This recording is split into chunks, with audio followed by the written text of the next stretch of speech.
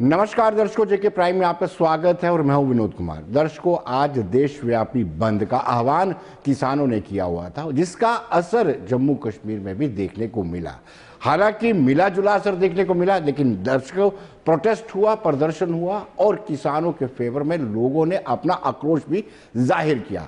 लेकिन प्रमुख बाजार वेयर हाउस वो बंद नहीं हुआ, वो खुला रहा। और साथ ही साथ प्रमुख बाजार जितने भी थे, क्योंकि ट्रेडर्स कम्युनिटी ने अपने आप को किसानों के इस आंदोलन से बाहर रखा था। लेकिन ओवरऑल देखा जाए, ट्रांसपोर्टर्स के आह्वान को बाकी सियासी जमातों ने भी पूरा समर्थन दिया। कांग्रेस की बात करें, कांग्रेस ने भी समर्थन दिया। पैंथर्स पार्टी की बात करें, पैंथर्स पार्टी ने भी समर्थन दिया और बाकी दीगर जमातों ने भी समर्थन किया। आज सुबह से ही पब्लिक ट्रांसपोर्ट पूरी तरह से स्टैंड स्टिल था, पूरी तरह से बंद था, लेकिन प्राइवेट वाहन जरूर चल रहे थे। आइए देखते हैं। चलेगी तानाशाही नहीं चलेगी, तानाशाही नहीं चलेगी। बीजेपी मुर्दाबाद, बीजेपी मुर्दाबाद, नरेंद्र मोदी मुर्दाबाद, काले कानून मुर्दाबाद। कांग्रेस का कार्यकर्ता यहाँ पे सड़कों पे उतरे हैं कि जिस ढंग से 11-12 दिन लगातार से स्ट्रगल था और दिल्ली सड़कों पे यहाँ पे धरने पे यहाँ पे बैठे हैं, प्रोटेस्ट यहाँ पे करें और पार्टी की तरफ से, भाजपा की तरफ से अनदेखी यहाँ पे की गई। मैं समझता हूँ कि ये तानाशाही वाली हुकूमत, आज पूरा किसान भारत का अगर सड़कों पे यहाँ पे है तो वो उसमें ईगो में भाजपा क्यों यहाँ पे पड़ रही है, फौरी तौर पे उनसे नेगोशिएट करें। हमने पहले भी यहाँ पे प्रदर्शन किया था और राहुल गांधी जी ने स्टार्टिंग में इनका समर्थन करते हुए इनकी जायज़ मांग जो था उसको बिल्कुल फौरी तौर पे मान ली जाए, ताकि उन लोगों को भी राहत मिले और दोबारा से जो किसान है वो खुशहाल करने में भारत को अपना योगदान दे पाए। तो मैं समझता हूँ जिस ढंग से ये किसानों की तरफ अनदेखी भाजपा की तरफ से की जा रही है, पूरा विपक्ष एक तरफ है, तो क्या भाजपा ही जो है वो कानून जो बनाने वाली है वही सीट ठीक है। आज जो है प्रोटेस्ट साडे डिगाने 45 नंबर वार्ड च कल मैं सारे ही अपने इन्हें को मेरे भैन भरा गरीब इस किसान गरीबां दे मुद्दे च आए ने, सारे फतेह करो प्रवान। वाहिगुरू जी का खालसा, वाहिगुरू जी की फतेह। आज पूरा भारत जो है वो किसानों के हक के लिए बंद है, चक्का जाम है। जम्मू कश्मीर में भी पैंथर्स पार्टी किसानों के हक के लिए आज प्रदर्शन कर रही है। और हमने आज जो मोदी सरकार ने किसानों को 2-2 हजार रुपए का जो चेक दिया था, आज पैंथर्स पार्टी किसानों के साथ मिलकर उस चेक को मोदी सरकार को वापस उनको देना चाहती है। क्योंकि जिस तरीके से भारतीय जनता पार्टी के केंद्र से आए हुए जम्मू कश्मीर में जो मंत्री हैं, जो डीडीसी की इलेक्शन में प्रचार कर रहे हैं और हर स्टेज पे जो है वो किसानों को जलील कर रहे हैं कि हमने किसानों के खाते में 2-2 हजार रुपये डाला है, ये किसानों को जलील करने वाली बात है। हम ये कहना चाहते हैं कि जिस तरीके से हमारे किसान जो है वो इस इतनी सर्दी में जो है वो अपनी मांगों के लिए मोदी सरकार से गुहार लगा रहे हैं और मोदी सरकार उनके ऊपर पानी की बुछारें कर रहे हैं, उनके ऊपर टीयर गैस चला रहे हैं, उनके ऊपर गोलियां चलाई जा रही हैं। और ऐसा लगता है कि मोदी सरकार जो है ये जनरल डायर जैसी जो है वो नीति अपनाए हुए है। जिस तरीके से जलियांवाला बाग में जनरल डायर ने उनके ऊपर निहत्थे लोगों के ऊपर गोलियां चलाई थी, वैसे ही किसानों के ऊपर इस तरह का बर्ताव करके मोदी साहब क्या दर्शाना चाहते हैं। आज किसानों को, जो हमारे सिख भाई हैं, किसान हैं, उनको कहा जाता है कि ये खालिस्तानी समर्थक है। जो हमारे जम्मू कश्मीर के मुसलमान भाई हैं, उनको कहा जाता है कि ये मिलिटेंट है। किसान यूनियंस ने बंद रखा है, उसकी सपोर्ट में ट्रांसपोर्टर्स, बाकी यूथ विंग और वो सभी ऑर्गेनाइजेशनें जो नौजवान सभा है वो यहाँ पहुंची है। अभी ट्रांसपोर्टर्स और भी यहाँ आ रहे हैं, और भी जथेबंदियां यहाँ पहुंच रही हैं। ये जो मोदी जी काला कानून बना के अब ये जिद कर रहे हैं कि ये कानून वापस नहीं होगा, इसकी कीमत जो है वो बढ़ी है, कम नहीं हुई। तो इसके लिए वो ये चाहते हैं कि इसको सबको ग्रांट किया जाए और इस सब पे कंट्रोल किया जाए। और वो जो बड़े दलाल हैं, जो कैपिटलिस्ट लोग हैं, मैं समझता हूँ कि अगर सिर्फ किसान ही नहीं मरेगा, हम जितने भी लोग हैं जो भी अन्न दाना खाता है, हर एक को जब व्यापारी जो है वो व्यापारी हमेशा अपना फायदा ज्यादा सोचता है। तो जब बड़े व्यापारियों के पास ये सब कंट्रोल आ जाएगा तो बड़े व्यापारी ये कोशिश करेंगे कि हम बढ़कर इसमें से पैसा कमाएं, और जो चीज हमको आज 20 रुपए किलो मिल रही है वो 100 रुपये किलो भी नहीं मिलेगी। ये 500% चीजें बढ़ेगी। दर्शकों, ट्रांसपोर्टर हो या किसान हो, उन्होंने बड़ा रोष जाहिर किया है। उनका ये कहना है, उनका ये आरोप है कि सरकार कानून थोप रही है, जबकि कानून थोपे नहीं जाते हैं, कानून लगाए जाते हैं और कानून को लगाने के लिए जो स्टेक होल्डर्स हैं उनसे बातचीत की जाती है। किसानों का ये मानना है कि अगर इन 3 काले कानूनों को, ये किसानों का कहना है, इन 3 काले कानूनों को वापस नहीं लिया गया तो फर्दर भी आंदोलन करते रहेंगे। लेकिन आपको बताते चले कि कल एक मरतबा फिर किसानों और केंद्र सरकार के बीच में बैठक है। उस बैठक के बीच में कोई बीच का रास्ता निकलने की संभावना है, क्योंकि अब कमान खुद प्रधानमंत्री नरेंद्र मोदी ने अपने हाथ में ली है कि किसानों से बातचीत वो अपने ढंग से करेंगे, अपने स्टाइल से करेंगे। सरपंच कश्मीर सिंह पंचायत दड़प, अज असी ਜਿਹੜੇ किसान साढ़े दिल्ली बार्डर ਦੇ बैठे ਆ ਉਹਨਾਂ ਦੇ ਸਮਰਥਨ 'ਚ ਅੱਜ ਸਾਡੇ ਦੜਪ ਪੰਚਾਇਤ ਦੇ ਸਾਰੇ ਕਿਸਾਨ ਇੱਥੇ ਇਕੱਠੇ ਹੋਏ ਹਨ। ਅਸੀਂ ਗਵਰਨਮੈਂਟ ਅੱਗੇ ਅਪੀਲ ਕਰਨੇ ਆ ਕਿ ਜਿਹੜਾ ਕਾਲਾ ਕਾਨੂੰਨ ਇਹਨਾਂ ਨੇ 3 ਕਿਸਾਨਾਂ ਨੂੰ ਦਿੱਤੇ ਨੇ ਇਹਨਾਂ ਨੂੰ ਵਾਪਸ ਲੈਣ, ਨਹੀਂ ਤਾਂ ਅਸੀਂ ਕਿਸਾਨਾਂ ਦੇ ਸਮਰਥਨ 'ਚ ਪੂਰੇ ਜਿਹੜੀ ਪੰਚਾਇਤ ਹੈ ਇਹ ਤਿਆਰ ਹੈ। ਇਸ ਕਰਕੇ ਕਿਉਂਕਿ ਜਿਹੜਾ ਇਹ ਕਾਨੂੰਨ 3 ਇਹਨਾਂ ਨੇ MSP ਜਿਹੜੇ ਲਾਗੂ ਕੀਤੇ ਨੇ ਇਹ ਕਿਸਾਨ ਨਾ ਖੁਸ਼ ਨੇ। ਗਵਰਨਮੈਂਟ ਕਹਿੰਦੀ ਹੈ ਕਿ ਇਹ ਕਾਨੂੰਨ किसानों के फेवर च ना, अगर किसानों के फेवर च हैं तो फिर किसान दिल्ली बार्डर के उपर क्यों धरना मार के बैठे हैं। गवर्नमेंट ने यह कानून वापस लैने चाहिए हैं ताकि जो किसान साढ़े ने वो अपने घर में वापस आ सकन। अज उन्होंने किसानों की कल मीटिंग है, अभी गवर्नमेंट अगे अपील करांगे कि 9 तरीक को जी मीटिंग है वो 3 कानून काले कानून जोड़े वापस किए जान, नहीं तो अं किसानों के समर्थन के दिल्ली पुजन भी तैयार है। पूरे देश का और ख़ासकर भारतवर्ष में किसान का एक महत्वपूर्ण योगदान है। किसान अन्नदाता है और मैं सरकार से अपील करूंगा कि किसानों की जो भी प्रॉब्लम्स है उसको जल्द से जल्द हल करें, ताकि किसान अगर सड़कों पे रहेगा तो खेती कौन करेगा, अनाज कौन उगाएगा, कैसे इसका हल होगा। तो हमारी आपके माध्यम से सेंट्रल गवर्नमेंट से अपील है, 5वें दौर ख़त्म हो चुका है। अब जब भी नेक्स्ट मीटिंग हो उसमें किसानों का मसले है जो हल होने चाहिए। किसानों का आंदोलन बड़ी देर से चल रहा है और गवर्नमेंट के साथ भी इनकी 2-3 सीटिंग हुई है और हम चाहते हैं गवर्नमेंट इनकी डिमांडें सुने, इनकी जो मांग है वो सुने और उसको पूरा करे।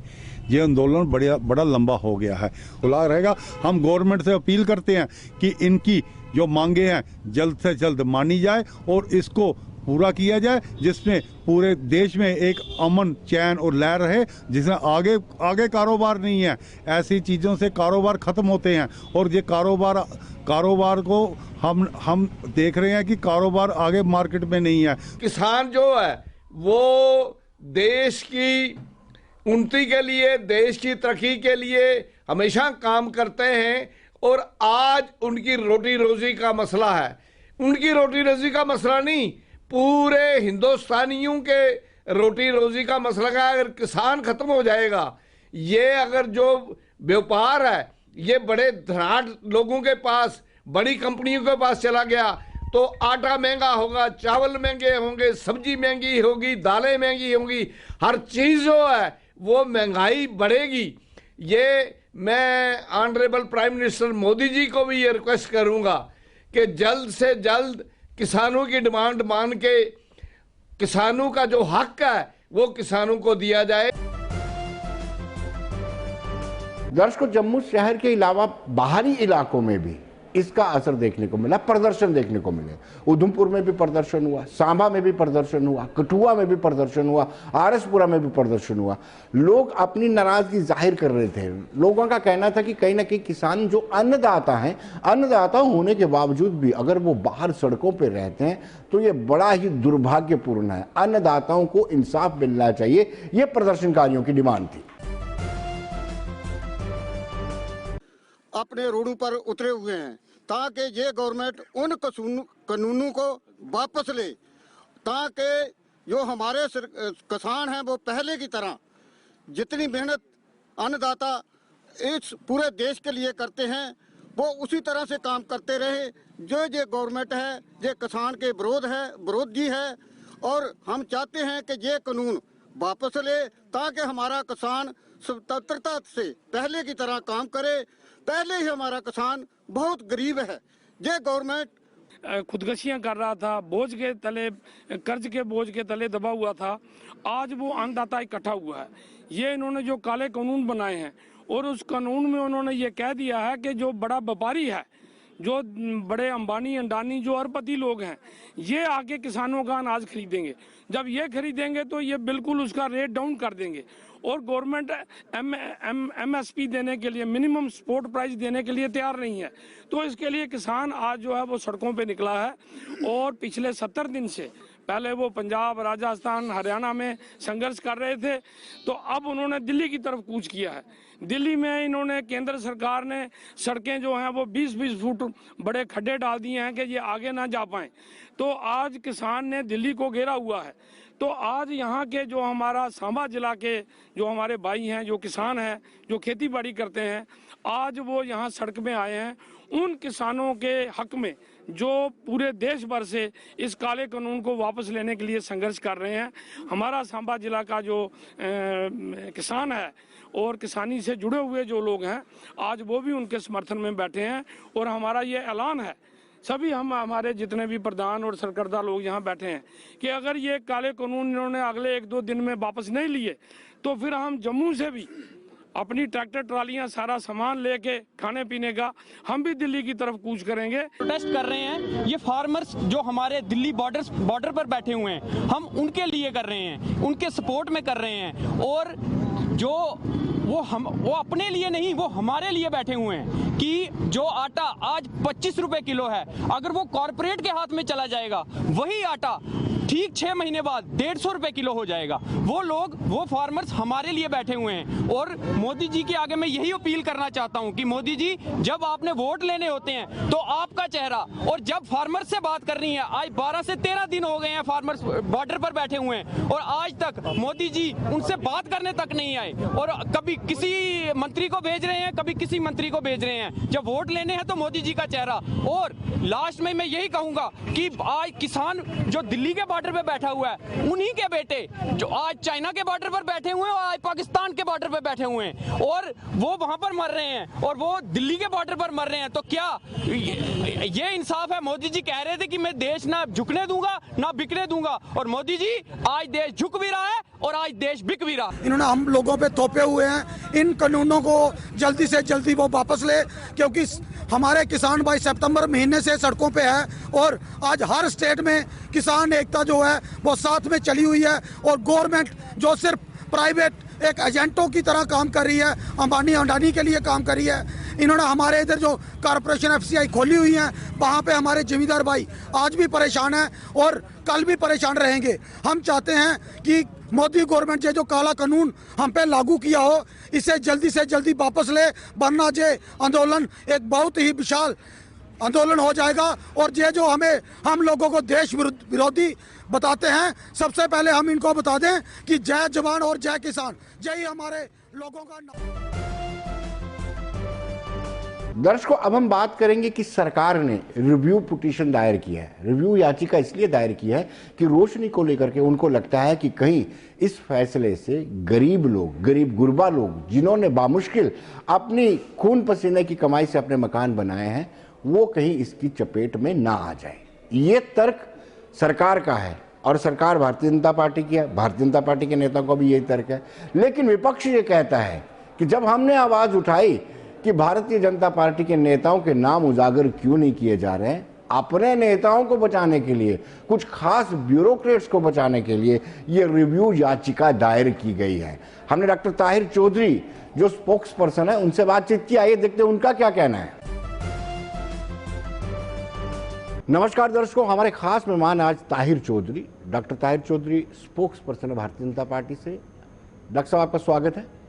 और आपसे सवाल जरूर बनता है कि पुनर्विचार याचिका आपने दायर किया है, रोशनी को लेकर के सरकार जितनी एग्रेसिव थी, उसके बाद सरकार पुनर्विचार याचिका दायर करती है तो सवाल सब उठाते हैं, क्या कहीं भाजपा के लोग फंसने तो नहीं जा रहे थे, इसलिए सरकार को लगा हो कि अब पुनर्विचार याचिका दायर करनी है? देखिए, सरकार की तरफ से जो रिव्यू के लिए सोचा गया इस चीज़ को, रोशनी को लेके, वो अपोजिशन के लोग उसमें कुछ भी कहें, उनकी गलत सोच है। हमेशा भाजपा के लिए, भारतीय जनता पार्टी के लिए गलत सोचा जाता है। भारतीय जनता पार्टी का इस टाइम पे इसको रिव्यू करना, और ऑनरेबल कोर्ट की तरफ से आई थिंक पहले 16 का डेट दिया गया था और अब शायद 11th का डेट दिया गया इस चीज़ को रिव्यू करने के लिए। ये सरकार सोच रही है, high command, central high command और JNK की जो हमारी हाई कमांड है, हम इस चीज़ में ये चीज़ सोच रहे हैं कि कहीं बड़े मगरमच्छों के साथ छोटे जो लोग हैं, गरीब लोग हैं, नीचे लेवल के लोग हैं, किसी के पास 5 मरले ज़मीन है, 10 मरले है या 1 कनाल है, इस टाइप के जो लोग हैं जिनके पास बस वही है और उन्होंने परचेज़ की हुई लैंड्स हैं, उन लोगों के बारे में सोचा जाए, हमारे किसानों के बारे में सोचा जाए, उस तरह के लोगों को नुकसान ना पहुँचे, उन लोगों के लिए ये चीज़ देखते हुए इस चीज़ को रिव्यू किया जा रहा है। और जनता को देखते हुए कि आम लोगों का नुकसान ना हो, जो आम आवाम है जम्मू कश्मीर का, उसका नुकसान नहीं होना चाहिए, इस चीज़ को लेके इन सारी चीज़ों को देखते हुए इस चीज़ को रिव्यू किया जा रहा है। और मुझे लगता है कि रिव्यू होने के बाद जो भी डिसीज़न आएगा लोगों के हक़ के लिए आएगा, एक आम आदमी के हक़ के लिए आएगा, जो एक गरीब आदमी को जिसके पास 2 मरले 5 मरले जगह थी और वो परेशान था पिछले कुछ दिनों से, उन लोगों के लिए एक राहत का फैसला आएगा और वो आना भी चाहिए। लेकिन डॉक्टर साहब, जिस दिन कोर्ट का ये डायरेक्शन आया था उस दिन आपने रिव्यू का क्यों नहीं सोचा था? क्या आपको नहीं लगता था कि उस वक्त आपको लगा कि हमारे लोग शायद बच जाएंगे? और जिस तरीके से सिलसिलेवार नाम पेश किए जा रहे हैं, हर दिन कुछ नाम पेश किए जाते हैं, एक सिलेक्टिव एक मूव चला जाता है, तो आपको नहीं लगता उस वक्त करना चाहिए था? नहीं, देखिए, आपने अभी कहा कि आपके लोग फंस रहे हैं, हमें अपने लोगों के लिए ये चीज़ नहीं की है, एक आम आदमी के लिए की है। बाकी भारतीय जनता पार्टी की तरफ से हमारी जो ऑर्गेनाइजेशन है सेंट्रल हाई कमांड, उनकी तरफ से जो दूसरे लोगों के लिए चीज़ें होंगी वही अपने लोगों के लिए होगी। अगर हमारे अपने लोग इस चीज़ों में इन्वॉल्व होंगे, बड़े बड़े स्कैम्स में इन्वॉल्व होंगे, उनके लिए भी सेम चीज़ होगी और जो दूसरे लोग हैं उनके लिए भी सेम होगी। अपने पराये की कोई बात नहीं है विनोद जी। मैं आपको एक चीज़ क्लियर कर दूं, भारतीय जनता पार्टी की जो एक सोच है वो एक आम आदमी के लिए सोच है। हम चाहते हैं कि इस चीज़ में जब इन्वेस्टिगेशन हो, जब एक डायरेक्शन कोर्ट की तरफ से आए, एजेंसीज़ की तरफ से आए, तो उसमें जो आम लोग हैं वो नहीं पिसने चाहिए। हाँ, जो बड़े लोग हैं जिन्होंने बड़े बड़े स्कैम किए हैं, बड़े बड़े लैंड्स जिन्होंने कैप्चर किए हैं इन चीज़ों में आके, उन लोगों के लिए ये एक सबक होना चाहिए। जहाँ तक एक गरीब आदमी की बात की जाती है, एक किसान की, फार्मर की, एग्रीकल्चर जिसके पास लैंड है 10 कनाल या 5 कनाल लैंड, उन लोगों के लिए राहत के लिए सोचा जा रहा है, उनके लिए रिव्यू के बारे में सोचा जा रहा है कि उसके लिए क्या एक मैं कहूँगा कि एक पब्लिक फ्रेंडली जो एक प्लान किया जाएगा सरकार की तरफ से, कोर्ट की तरफ से, ऐसा डिसीजन आए कि वो लोग सेफ रहें। लेकिन डॉक्टर साहब, अब जब हम बात करते हैं उन लोगों की जो सरकारी ज़मीन पर काश्तकारी कर रहे हैं लंबे समय से, उसको लेकर के लैंड एग्रेरियन एक्ट बना हुआ है, उस एक्ट के मुताबिक भी उनको राइट मिल सकते हैं अगर उस रास्ते से भी आप जाते हैं। आपने इस पर ही पुनर्विचार क्यों कर दिया? इसको रिव्यू करने की बात क्यों कर दी? चीज़ क्लियर करूं, जो हमारे यहाँ के किसान लोग हैं, एग्रीकल्चर से जुड़े हुए लोग हैं, आज भी ऐसी बहुत सारी फैमिलीज जम्मू कश्मीर में हैं जो 1947 से 1950 से उनके पास 50 कनाल, 25 कनाल, 10 कनाल ज़मीन है, लेकिन उनके पास कोई डॉक्यूमेंट्स नहीं है। इतने सीधे साधे लोग हैं कि उन लोगों ने कभी डॉक्यूमेंट्स के बारे में सोचा ही नहीं। उनको यही है कि हमारे परदादा को ये चीज़ उस टाइम पे महाराजा साहब की तरफ से दी गई थी, तो उसी के ऊपर उन्होंने काश्तकारी करते रहे, उसी के ऊपर उन्होंने अपने घर बनाए हुए हैं, उसी चीज़ के ऊपर रह रहे हैं। लेकिन अगर डॉक्यूमेंट्स की जब बात आती है, उन लोगों के पास डॉक्यूमेंट्स ही नहीं है। मेन हमें उन लोगों के बारे में भी सोचना है इस टाइम पर, ताकि इस चीज़ में वो लोग भी कहीं ट्रैप ना हो जाएँ और उनके ऊपर भी कोई ऐसा कानून की तरफ से कोई ऐसा चीज़ ना आ जाए कि वो लोग इस चीज़ में पिसे जाएं।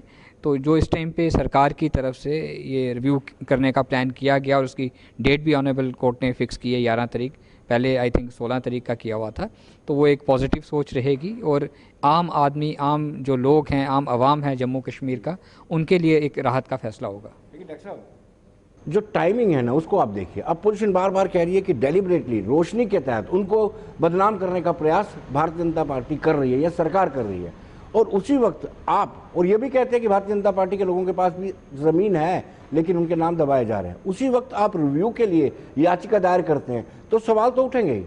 देखिए, अपोजिशन के लोगों का जो सवाल है वो उन्होंने कहते रहना है। सेंटर में हमारी सरकार है, हमारे पे उंगलियां उठती रहेंगी, हम अपना काम करते रहेंगे, लेकिन जो हक और इंसाफ होगा, जो सच्चाई होगी, वो हमारी चीज़ रहेगी पब्लिक के सामने लाना। ठीक है, इन लोगों ने 70 साल में जम्मू कश्मीर को बहुत लूटा हुआ है, ये कोई झूठ नहीं है, ये हम बार बार कहेंगे और हर रोज़ कहेंगे।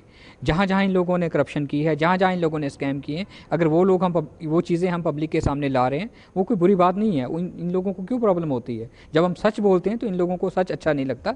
सच सुनने की इनको आदत डालनी पड़ेगी, और जो इन्होंने स्कैम किए हुए हैं और भी जो स्कैम इन्होंने बड़े बड़े किए होंगे, वो भी आहिस्ता आहिस्ता पब्लिक के सामने आएंगे। हम जम्मू कश्मीर के एक आम नागरिक को, आम आवाम को इनकी हकीकत, इनका सही चेहरा दिखाना चाहते हैं। इन लोगों ने 70 साल में जम्मू कश्मीर के आम आदमी का खून चूस के अपनी प्रॉपर्टियां बनाई हैं, अपना सब कुछ बनाया है, अपने करीबियों का बनाया है, अपने रिश्तेदारों का बनाया है। वो चीज़ें आवाम के सामने आनी चाहिए और बहुत ज़रूरी आनी चाहिए। जहाँ तक हमारे पार्टी के लोगों पे, हमारे लोगों के ऊपर उंगलियां उठती हैं, अगर हमारे लोग भी कुछ ऐसे होंगे तो सेंटर हाई कमांड उनका भी हिसाब लेगी, क्योंकि सेंटर हाई कमांड के लिए जिसने करप्शन की है, जिसने लैंड ग्रैबिंग की है, वो सब बराबर है। लेकिन फिर सरकार की तरफ से, सेंटर हाई कमांड की तरफ से इस चीज़ को रिव्यू करना इसीलिए रिव्यू किया जा रहा है कि गरीब आवाम, आम आदमी जिसका 2 मरले, 5 मरले, 4 मरले, 10 मरले का घर है, सिर्फ एक ही घर है बेचारे के पास, वो लोग इस चीज़ में ना फंसे। उन लोगों ने खरीद के ये जगह बनाई हुई हैं। सीधे साधे लोग थे, उनको ये भी नहीं पता था कि ये स्टेट लैंड है। उन लोगों ने ये चीज़ें की, उन लोगों की खून की कमाई उस चीज़ में लगी हुई है, और उन लोगों के 2-2, 4-4 कमरों का अगर घर है तो उन लोगों को बचाने के लिए सरकार रिव्यू करने का सोच रही है। लेकिन उसमें ये बड़े आखिरी सवाल डॉक्टर साहब आपके, क्या डीडीसी चुनाव को लेकर के सिलसिलेवार सरकार लिस्ट निकालती रही है? और अब जब आप रिव्यू की बात करेंगे तो ऐसा लगता है कि बीजेपी उसमें फेल रही और अब पुनर्विचार कर रही है, पुनर्विचार करने को बोल रही है। नहीं, देखिए, बीजेपी बिल्कुल फेल नहीं है। बीजेपी का मेन सोच है आम आदमी के साथ। हम आम आदमी को ऊपर लाना चाहते हैं, आम आदमी की तरक्की चाहते हैं। जो 70 साल से लोग पिछड़ गए जम्मू कश्मीर में रह के और अपने आप को बदकिस्मत समझते हैं जो लोग, हम उन लोगों के साथ हैं। हम उन लोगों को ऊपर लाना चाहते हैं, उन लोगों को तरक्की करते देखना चाहते हैं। भारतीय जनता पार्टी जो कुछ भी कर रही है आम आदमी के लिए सोच रही है, आम आदमी की तरक्की के लिए कर रही है, और हम कुछ नहीं कर रहे। डॉक्टर साहब बहुत बहुत शुक्रिया आपका। तो दर्शकों, आपने देखा डॉक्टर ताहिर चौधरी का कहना है कि कहीं ना कहीं उन लोगों के लिए ये पुनर्विचार किया जा रहा है जो लोग गरीब गुरबा हैं और जिनके पास मामूली सी जगह है और उन्होंने अपनी गाढ़ी मेहनत की कमाई से वो मकान बनाए हैं, कहीं वो भी रोशनी की चपेट में ना आ जाए। लेकिन अपोजिशन तो अपोजिशन है। अपोजिशन का कहना है कि जब हमने आवाज़ उठाई कि भाजपा या सरकार के लोग भी इसमें मुलविस हैं, तो भाजपा ने या सरकार ने ये फैसला लिया कि इसको दोबारा पुनर्विचार किया जाए। दर्शकों, इस सारे रोशनी स्कैम को उजागर करने वाले एडवोकेट अंकुर शर्मा इस वक्त फोन लाइन पर हमारे साथ जुड़ चुके हैं। अंकुर जी, ये रिव्यू पिटीशन दायर करना सरकार की तरफ से, इसको आप किस नजरिए से देखते हैं? कोई साजिश तो नहीं है? देखिए, बिल्कुल एक साजिश है और ब्यूरोक्रेसी में वो लोगों को आइडेंटिफाई करने की जरूरत है सरकार को, जिनकी एडवाइस पे इस तरीके की मिसकंसीव्ड रिव्यू पिटीशन फाइल की गई है। ये रिव्यू पिटीशन इनसिंसियर है। जिन लोगों की ये बात कर रहे हैं, एग्रीकल्चरिस्ट या वो लोग जो खेती बाड़ी कर रहे हैं, या वो लोग जिन्होंने एक एक घर बना लिया है, लार्जली उनका केस तो एग्रेरियन रिफॉर्म एक्ट की सेक्शन 3 एंड सेक्शन 4, 5 एंड 8 उसमें कवर हो जाता है। जी। जो बाकी बचे खुचे हैं उनका LB6 read with government order S432 उसमें कवर हो जाता है 99.9% के करीब। ये उन अधिकारियों को बचाने के लिए, उन नेताओं को बचाने के लिए जिन्होंने अपने घर इन जमीनों पे बनाए हैं, एक कवर की तरह इसे इस्तेमाल करेंगे। और बहुत ही एक इनसिंसियर अटेम्प्ट है गवर्नमेंट का इसे रिव्यू पिटीशन फाइल करना। हालांकि ये रिव्यू लीगल सेंस में रिव्यू माना भी नहीं जाएगा, क्योंकि रिव्यू पिटीशन का स्कोप यही रहता है कि अगर कोर्ट से कोई गलती ऐसी हुई है जो अवेलेबल रिकॉर्ड से साबित हो जाती है, मतलब on the face of it कुछ गलत नोट हो गया है। तो यहाँ तो कोर्ट ने कानून को असंवैधानिक घोषित किया है और उसको घोषित करने के बाद कॉन्सिक्वेंसेस थे, रिट्रीवल ऑफ लैंड एक्सेट्रा, वो तो होना ही था। तो रिव्यू भी मिसकंसीव्ड है, लीगली भी मिसकंसीव्ड है, ये पॉलिटिकली भी मिसकंसीव्ड है, और ये इंटेंशन भी इनकी गलत है, नलाफाइडी है अपने लोगों को बचाने के लिए। जी अंकुर जी, आपने पहले भी हमारे साथ बातचीत के दौरान ये कहा था कि ये चाहकर भी सरकार चाहकर भी किसी भी ब्लैक शिप को नहीं बचा सकती है, क्योंकि कोर्ट के सीधे सीधे निर्देश है। जी एब्सोल्युटली, जिस तरीके की जजमेंट है उसमें इस तरीके के कड़े निर्देश हैं कि ये चाह के भी किसी व्यक्ति को नहीं बचा पाएंगे। अब चूंकि कोर्ट की जजमेंट इतनी बॉर्डर टाइट है, इतनी स्ट्रांग है कि अब ये तरह तरह के तरीके खोज रहे हैं कि किस तरीके से अपने लोगों को बचाया जाए। और खासकर जैसा कि मैंने कहा कि ये डेमोग्राफिक इन्वेजन जम्मू कश्मीर में एक स्टेट स्पॉन्सर्ड प्रोसेस है, तो ब्यूरोक्रेसी और सरकारी तंत्र के अंदर से ये लोग हैं जो इस प्रोसेस को चला रहे थे। ये उन्हीं के दिमाग की उपज है कि इस तरीके की रिव्यू पिटीशन फाइल करी जा रही है ताकि अलग अलग तरीकों से, जैसे लार्ज चंक्स ऑफ लैंड जो अभी खासकर फ्लाई मंडाल जैसे एरिया में 500 कनाल उसमें प्लॉटिंग कर करके 4-4, 5-5 मरले के प्लॉट बेच के उस पे घर बनवा के रातों रात काम इस समय चल रहा है। तो उस तरीके से उस मॉडल से फ्रेंडाई से ये जो एक डेमोग्राफिक इन्वेजन ऑफ जम्मू या लैंड जिहाद इन जम्मू, उस प्रोसेस को इस तरीके से कवर करने की कोशिश कर रहे हैं। मुझे लगता है कि गवर्नर को, लेफ्टिनेंट गवर्नर को एक सीरियस इंक्वायरी ऑर्डर करनी चाहिए कि जब आपके पास बोनाफाइड एग्रीकल्चरिस्ट को बेनिफिट देने के लिए agrarian reforms act, government order 371F, government order अपना LB6 parade with government order S 432 था, तो इस तरीके की मिसकंसीव रिव्यू पिटीशन फाइल करने का क्या औचित्य था? आप जजमेंट को डाइल्यूट करवाने की दिशा में आगे बढ़ रहे हैं।